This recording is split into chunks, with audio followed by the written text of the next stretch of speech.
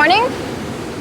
We're here at Salong Balanak Beach in Lombok, staying at the Salong Selo Fancy Resort.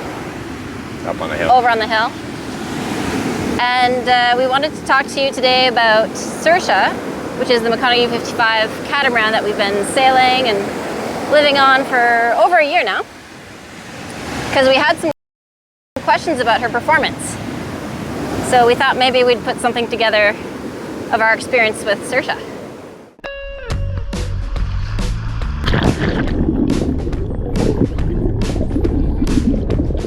Welcome. We're Kevin and Janine, a Canadian couple who have escaped the rat race and are continuing our dream of slow travel around the world.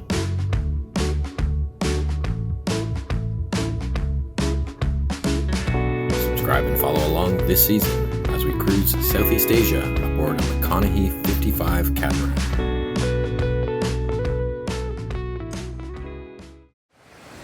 So when you look at any sailing boat, often there are published what's called polars. And polars are kind of like a graph with wind speed and boat speed, depending on certain sail setups, how fast theoretically the boat should go. But there are polars for this boat, for the MC55, but the ones I saw, I think they were created before Saoirse was actually fabricated, so they're theoretical polars. So we kind of take them with a grain of salt. We don't really use them that much or refer to them. Whereas the polar might indicate wind speeds of 28 knots with full main and jib, we refer to this yellow placard, which strongly advises us not to have that much sail in that strong wind. So in this case, it says 24 knots is our maximum with full main and 100% jib. So if we're following this, we should never reach the maximum speeds on our polars. So I think better for us to kind of mostly ignore the polars for this discussion and just talk about our experiences and how we've done or how we've seen the boat perform. Right, and disclaimer, we are cruising sailors. We sail pretty conservatively. We don't want to break anything on Saoirse, so we don't push her too much. Yeah.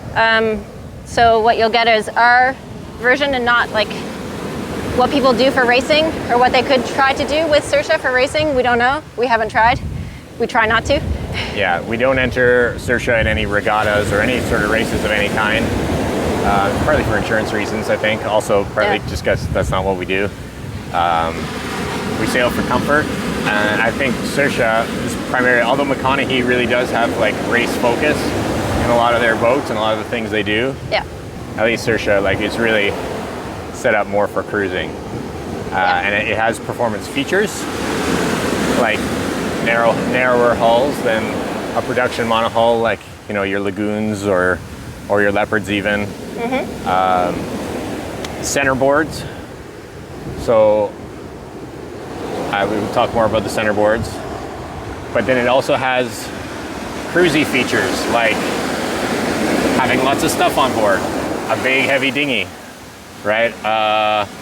Heavier than normal anchor setup, things that a racing boat wouldn't have, right? Self-tacking jib. No racing boat, I don't think, would have a self-tacking jib. No respectable racing boat. But it's much easier to handle than a regular jib that you have to tack, especially short-handed. Like you could single-hand this boat probably if you wanted to. So what else? Centerboards? Do you want to talk about centerboards? Centerboards. Oh yeah. Okay, I already started with that. So the centerboards have 3 positions: all the way up, middle down, and that's kind of puts them in line with the rudders. And then all the way down. And all the way down, they're like 3.7? We'll have to put the number. Don't look over there. I'm pointing at the screen. This is where we're going to put the draft, put the centerboards down. My hand is getting tired. Pause. Okay, switcheroo. It's windy. I hope the microphones are cutting out most of that wind. Having the centerboards down improves steerage, and it also reduces leeway. Leeway is like the amount when you're pushed by the wind, the amount you would slide laterally, which prevents you from going upwind as tightly. So usually we would use the centerboards going upwind or beam to the wind, especially. Like that's really the only times we'd put them all the way down. Oftentimes we'll run them middle down, and you take them up when you're like, on a mooring ball or anchoring or something like that. So I think the meat of it, people want to know how fast the boat goes. And I'll say it depends. Like every good answer, it depends. So it depends on what sails are up, depends on the wind, depends on the waves. The waves are big. The sea state. Right, the sea state. So I say the waves are big. The waves are a big factor. Obviously, if you have smaller waves or longer period, so like more distance between the waves, you can sail faster. If you have shorter waves, you end up kind of having to spend more of your energy going up and down over the waves, and you go slower. So recently we had relatively good conditions sailing between Lombok and Sumbawa. Yeah. I think we were 15 knots of wind or something, jib and main, and we were doing, I think it was 13, speed of aground. Yeah, probably without current, we were probably doing 11, because the waves we were getting the ocean, like a long ocean swell, a couple meters, not really any pitching, so we were able to kind of maintain our speed, and we were going upwind-ish, kind of a close reach. Yeah. And none of our stuff, here's the key thing about the Catamaran, nothing fell off the counters. Woo! We had like plates and stuff on the kitchen galley counters. Yep. So in terms of that, to me, that's performance, right? Like you have stability. Stability is a factor, right? Performance and comfort. Because you're not all in and one. comfort, right? It's a cruising boat. Again, Yep. back to that. It's a cruising boat. 12 knots. 12? You're in 12 knots? That's why you're grinning over there. 13 knots of speed over ground. Normally we don't get quite that lucky with the Goldilocks conditions. No. Yeah, so that was Goldilocks conditions for jib and main. I talked about the kind of, when the wind is less than 8 knots, if there's any kind of swell, hull loses the wave that it's on, so it comes back down. The mast will come back, and it'll force the sail to backwind a little bit, which means it's more easy, I guess, to flog the sails than if you were on a monohull in the same conditions potentially. The mainsail will bounce back and forth quite noisily and unhappily. Yeah. So we try to avoid having it up in those conditions to avoid flogging or putting dynamic loads on the rigging. I still use like 6.5, 7 knots average speed when I'm planning a longer passage. Mm-hmm. So I say, it's a 200-mile passage to X, and I say, okay, 6.5 knots average.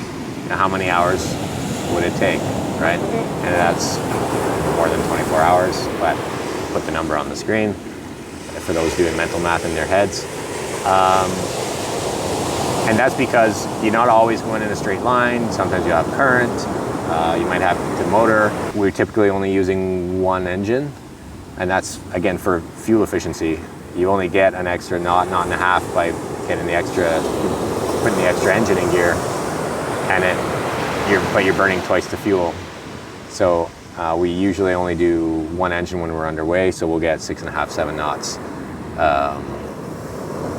underway motoring. We run it just under 2,000 RPM, so maybe 18. 18 is normally our number. RPM, yeah. And they are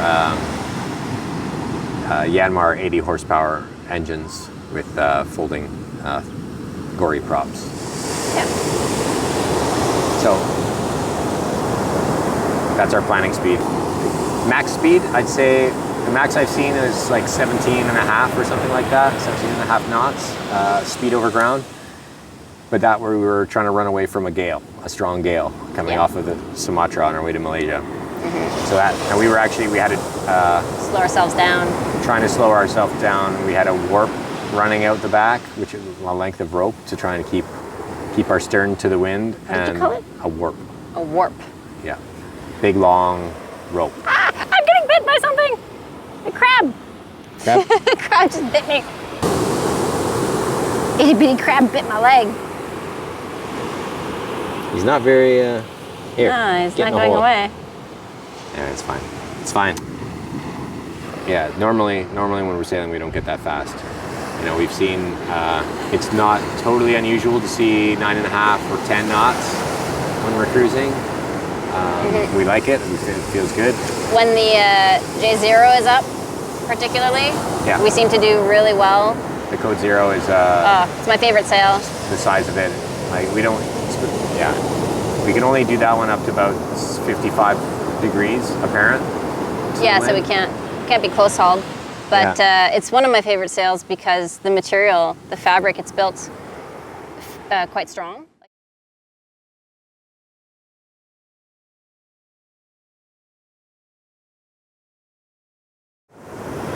So we can use it without worrying too much that it's going to explode. Yeah.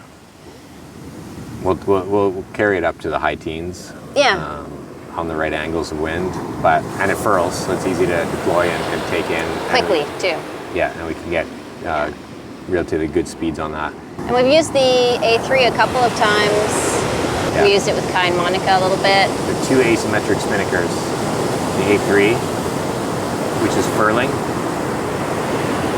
and we went pretty quickly on that one, right? We flew two sails. We flew the A3 and the jib together. The jib gave us like an extra knot.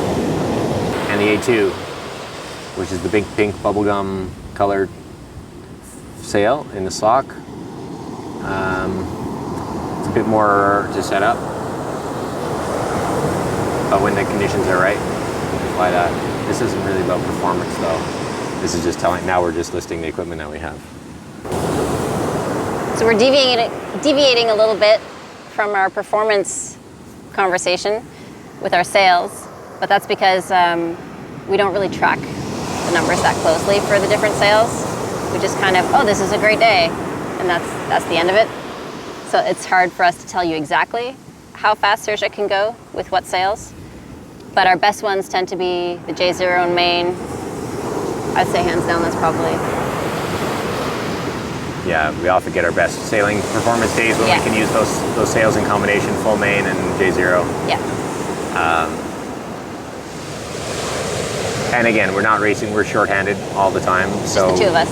Just the two, or sometimes four, but Yeah. you know, we reduce sail at night. And again, we're not racing.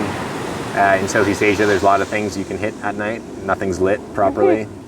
So, I mean, some people take down, they don't even fly their mainsail at night at all. Like we don't fly spinnakers, and we don't, you know, we make sure to have a reef in most of the time because the squalls you can get a squall almost any time that you can't see. So that affects our kind of daily performance.